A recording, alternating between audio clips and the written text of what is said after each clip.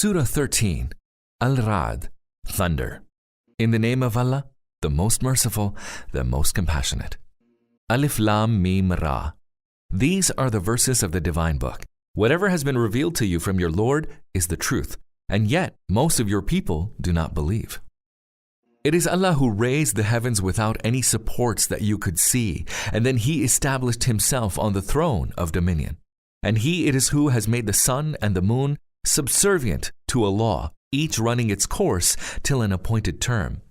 He governs the entire order of the universe and clearly explains the signs that you may be firmly convinced about meeting your Lord. He it is who has stretched out the earth and has placed in it firm mountains and has caused the rivers to flow. He has made every fruit in pairs, 2 and 2, and He it is who causes the night to cover the day. Surely there are signs in these for those who reflect. And on the earth there are many tracts of land neighboring each other. There are on it vineyards and sown fields and date palms, some growing in clusters from one root, some standing alone. They are irrigated by the same water, and yet we make some excel others in taste. Surely there are signs in these for a people who use their reason. And were you to wonder, then wondrous indeed is the saying of those who say, "What? After we have been reduced to dust, shall we be created afresh?" They are the ones who disbelieved in their Lord. They are the ones who shall have shackles around their necks. They shall be the inmates of the fire, wherein they shall abide forever. They challenge you to hasten the coming of evil upon them before the coming of any good, although people who followed a like course before had met with exemplary punishment from Allah. Verily, your Lord is forgiving to mankind despite all their wrongdoing. Verily, your Lord is also severe in retribution.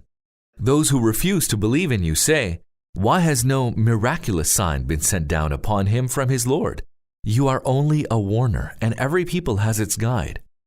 Allah knows what every female bears and what the wombs fall short of in gestation and what they may add. With Him, everything is in a fixed measure. He knows both what is hidden and what is manifest. He is the Supreme One, the Most High. It is all the same for Him whether any of you says a thing secretly or says it loudly, and whether one hides oneself in the darkness of night or struts about in broad daylight.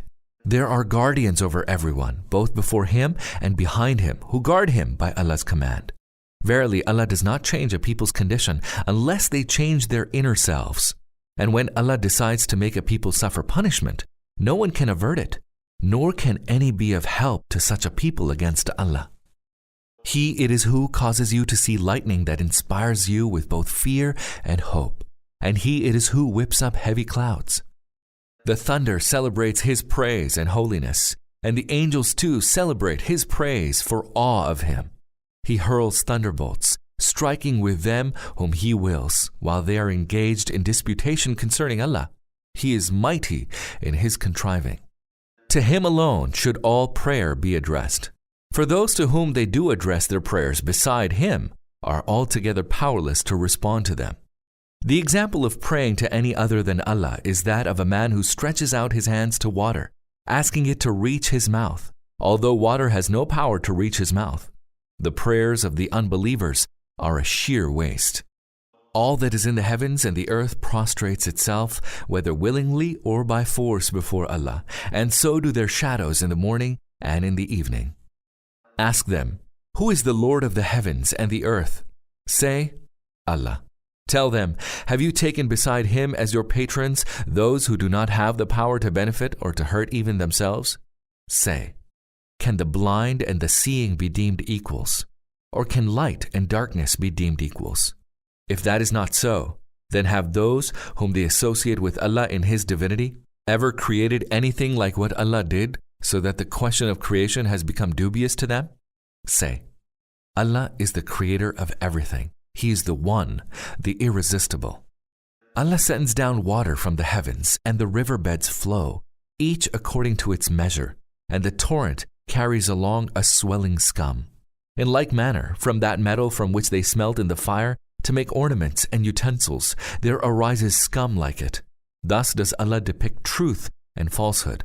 As for the scum, it passes away as dross, but that which benefits mankind abides on the earth. Thus does Allah explain the truth through examples. There is good reward for those who respond to the call of their Lord. And those who do not respond to their Lord, a time will come when they shall offer all they have, even if they have all the riches of the world and the like of it, besides to redeem themselves from the chastisement of Allah. And they will be subjected to a severe reckoning. And hell shall be their refuge. What a wretched resting place it is. He who knows that the book which has been sent down to you from your Lord is the truth, is he like him who is blind to that truth? It is only people of understanding who take heed. Those who fulfill their covenant with Allah and do not break their compact after firmly confirming it. Who join together the ties which Allah has bidden to be joined. Who fear their Lord and dread lest they are subjected to severe reckoning. Who are steadfast in seeking the good pleasure of their Lord. Who establish prayer and spend both secretly and openly out of the wealth we have provided them. And who ward off evil with good. Theirs shall be the ultimate abode. The everlasting gardens which they shall enter, and so shall the righteous from among their fathers and their spouses and their offspring. And angels shall enter unto them from every gate and say, Peace be upon you. You merit this reward for your steadfastness. How excellent is the ultimate abode. As for those who break the covenant of Allah after firmly confirming it, who cut asunder the ties that Allah has commanded to be joined, and who create corruption in the land, Allah's curse shall be upon them, and theirs shall be a wretched abode in the hereafter. Allah grants the provision to whomsoever He wills abundantly, and grants others in strict measure. They exult in the life of the world, although compared with the hereafter, the life of the world is no more than temporary enjoyment.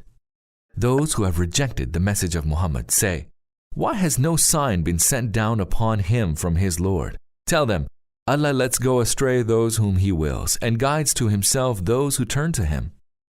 Such are the ones who believe in the message of the Prophet, and whose hearts find rest in the remembrance of Allah. Surely in Allah's remembrance do hearts find rest. So those who believe in the message of the truth and do good are destined for happiness and a blissful end.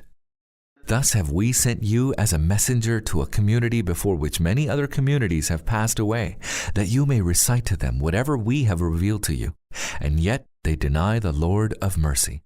Say to them, He is my Lord. There is no God but Him. In Him I have placed all my trust, and to Him I shall return.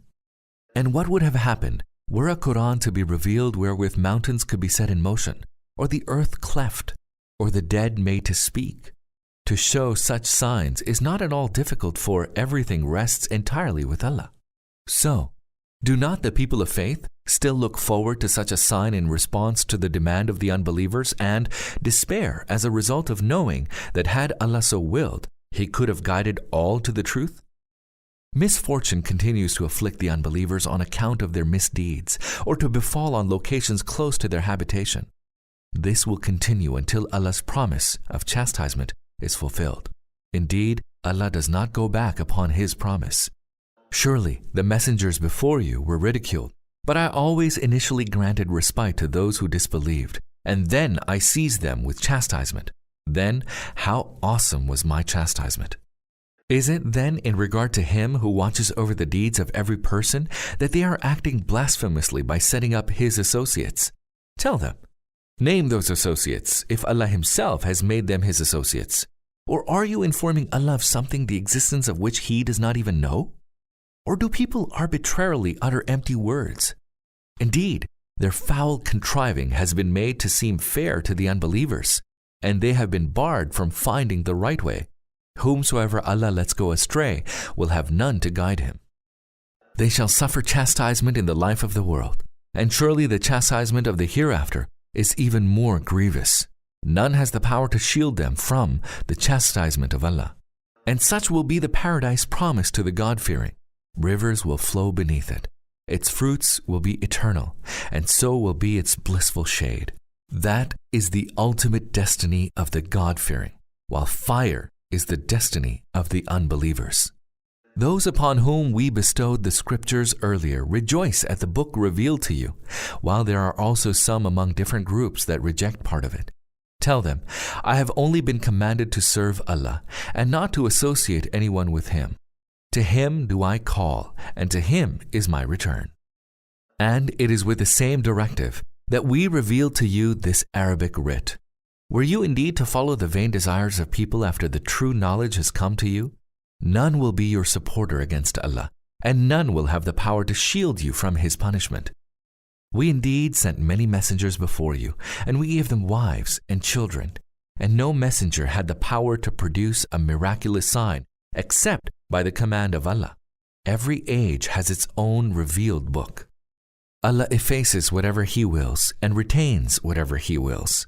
With Him is the mother of the book. O Prophet, whether we make you see a part of the punishment that we have threatened them with come to pass during your lifetime, or we take you away before that happens, your duty is no more than to convey the message, and it is for us to make a reckoning. Do they not see that we are advancing in the land, diminishing it by its borders on all sides? Allah judges, and no one has the power to reverse His judgment. He is swift in reckoning. Those who lived before them also devised many a plot, but the master plot rests with Allah. He knows what everyone does. The deniers of the truth will soon come to know whose end is good. The unbelievers claim that you have not been sent by Allah. Tell them, Allah is sufficient as a witness between me and you, and so also do those who know the scriptures.